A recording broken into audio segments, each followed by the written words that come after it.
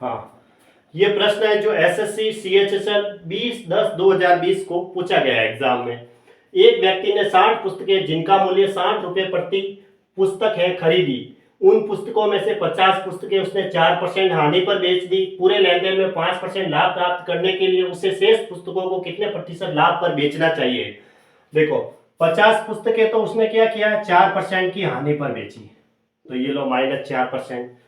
और बाकी जो बची हुई पुस्तकें वो कितने परसेंट प्रॉफिट पर बेचे कि कुल लाभ उसे पूरे लेन देन में 5% हो, तो बीच में लिखा जाता है कुल लाभ, तो और बची हुई पुस्तकें मैं x% के प्रॉफिट पर बेच देता हूं। ऐसे x% की x की वैल्यू आ जाएगी। अब देखो, यहाँ 4% हानि हो रही थी इसलिए मैंने -4 लिखा। ओवरऑल टोटल लाभ 5% हो रहा है इसलिए प्लस का 5 है। और यहाँ शेष पुस्तकों को x% लाभ पर बेचा जा रहा है इसलिए प्लस x ही रखा मैंने। यूं, उन पुस्तकों में से 50 पुस्तकें उसने 4% हानि पर बेच दी। ये 50% नहीं, कितनी उन पुस्तकों में से 50 पुस्तकें, हाँ ये 50 पुस्तकें तो उसने 4% की हानि पर बेच दी। पूरे लेन देन में उसे 5% का लाभ प्राप्त करने के लिए उसे शेष पुस्तकें कितनी रही, 10,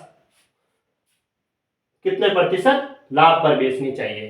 तो आप देख लो, ऐसे कुल लाभ होता है ना, जो टोटल ओवरऑल लाभ वो बीच में लिखा जाता है, जो भी लाभ या हानि होती है, और अलग अलग वो अलग अलग लिखा जाता है ऊपर।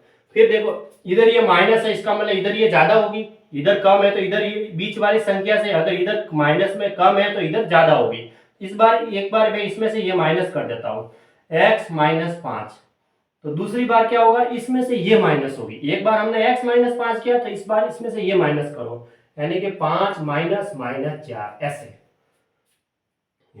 अब देखो, इनका अनुपात लेंगे ना तो ये 0 से 0 कट जाएगा, यानी कितना आएगा, 5 और 1 का अनुपात होगा। इधर तो ये 5 का और इधर ये 1 का, तो इधर क्या आया, x-5 बटा इसका वैल्यू ये थी तो इसके बटा में लिख दो, अनुपात है। और इधर 5 और 4 कितना हुआ, 9, इधर अनुपात कितना था, 1, वो इसके नीचे लिख दो।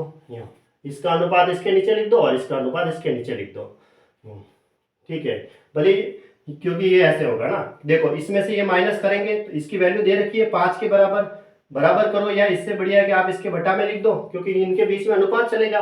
और ये कितना हुआ, 5, और इसमें से ये माइनस किया तो 5 + 4 हो जाएगा 9 बटा, हाँ इसकी वैल्यू कितनी है, 1 है, वो इसके अनुपात में लिख दी। ठीक है, अब इसको सॉल्व कर दो। सॉल्व करेंगे तो कितना आएगा, 1 को इससे गुणा करेंगे तो यही आएगी संख्या, x-5 बराबर 9 को 5 से गुणा करेंगे तो 45, और x बराबर कितना हुआ, 5 उस साइड में चला जाएगा तो 45 + 5, यानी कि x बराबर आ जाएगा 50।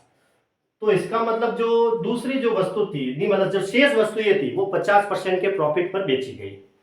ये दूसरी वस्तु ये कितने परसेंट के प्रॉफिट पर बेची गई, 50% के प्रॉफिट पर बेची गई।